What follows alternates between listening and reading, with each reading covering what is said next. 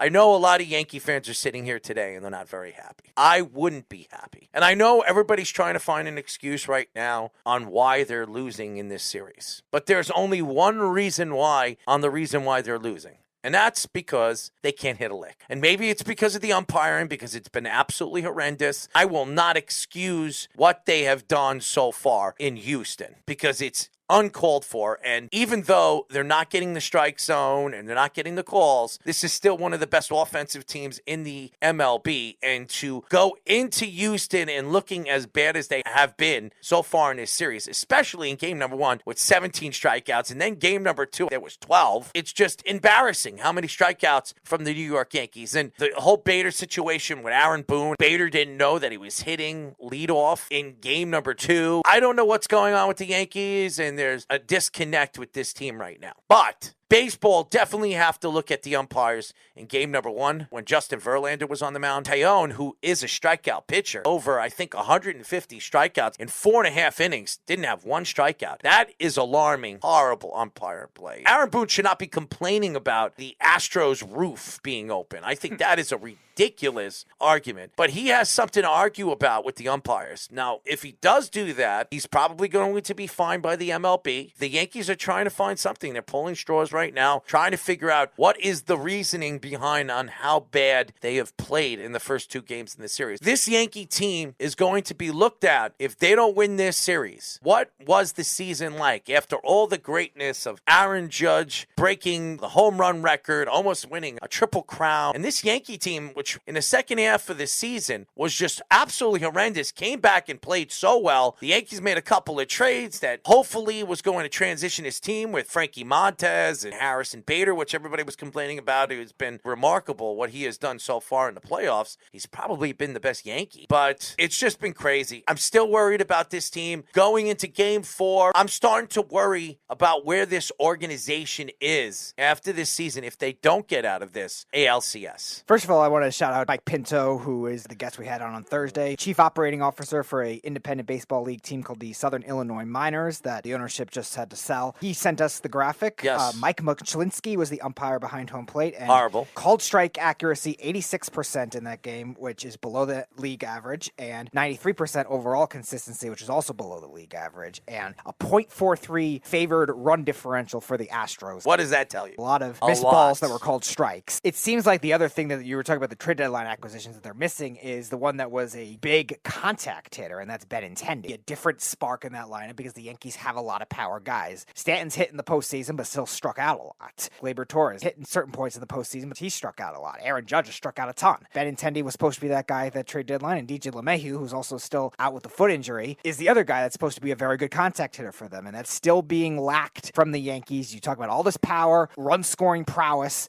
but they still have had this problem when it comes to a postseason identity. The starting pitching's actually been pretty good. Gerrit Cole's had his best postseason so far with the Yankees. Nestor Cortez has looked good. It hasn't been their starting pitching. It's been their bullpen, the lineup. When you watch this team, you wonder if they're playing with a bunch of crypt keepers. It's Halloween, so maybe they're playing with a bunch of dead people because I don't know what is going on with this Yankee team. Well, their bats are being haunted. And that has a lot to do with maybe the umpires. But it also has to do with their approach at the plate. You say the approach at the plate. How are you supposed to have an approach at the plate when you don't know what the strike zone is? Most of the strikes, ones that they were patient below the at. knees. Yeah, I think the Yankees still are on a long swinging approach, and I've said that's been a problem for them in previous postseasons. Even when they do swing, you talked about it last week with Cleveland, like they were getting good contact hits in addition to staying alive in the count with 2 strikes. The Yankees really aren't doing that. I understand some of the looking strikeouts. Most of the bad strikeouts have come on looking. The approach, that's on them, not on the umpires exclusively. The umpiring is really bad, especially in that game 1, late in the game, 6 through 9 innings. But some of it is also the Yankees' approach. But also, back to Aaron Boone, it takes 3 hours to change the roof before a game. It's not something they changed in the 7th inning just because Aaron Judge was at the plate. That's not manipulation. Nice try, Aaron Boone. Please come on with this Josh Donaldson thing, yes. too. He is absolutely horrendous. This offseason, the Yankees need to find a third baseman or move DJ LeMahieu to third base because I don't want to see any more of Josh Donaldson. I've seen enough of Josh Donaldson. I want to throw up every time Josh Donaldson is up. How many times did we see Justin Verlander just throw a 97-mile-per-hour fastball right down the middle, and Josh Donaldson couldn't even smell it? Every time he swung at it, it felt like there was going to be a hurricane. That's how bad it was. He's horrendous. Move kind of Falefa over to third base. I'd rather watch him at least put contact on the ball and give them a chance to even score a run or maybe get lucky that it squeaks past the third baseman or the second baseman and gives the Yankees a chance to getting a run. Josh Donaldson can't even put contact on the ball. I don't want to hear about his double in game number 2. Who cares? I don't want to hear it anymore. I don't want to see it anymore. Right now, the Yankees need to figure out how to put wins on the board and figure out how to get back in Houston, either up 3-2 or down 3-2, and trying to win those last 2 games in Houston, which they haven't done all season long. The Yankees have had problems winning games in Houston. In this series, I blame the umpires because in game number 1, they had a chance to win that game. Before the Schmidt thing, it was just 1-1. The Yankees had a chance to win. They just can't score runs. They need to figure out how to score runs early in these games if they plan to beat Houston. They have to pull off a Washington Nationals World Series comeback that they had. They won all 4 games in Houston with Houston at home field, and the Yankees will have to do that. Speaking of the ex-national, Bryce Harper is up 2-1 against the Padres. My surprise team going into the playoffs is Philadelphia. If Philadelphia gets out of this series, do I think Philadelphia can knock off the Yankees or Houston? Absolutely. I don't know what's going on with this team, but the belief in Thompson as the manager, this rotation has been unbelievable. And I'm not talking about Zach Wheeler, Nola, and Suarez, Gibson. Everybody is pitching well for this team right now, and they're getting runs from players that you wouldn't expect in this lineup. It's not the Bryce Harpers of the world or it's Castellanos, Schwarber. It's the guys that you wouldn't expect giving you the runs. This is a team that was really built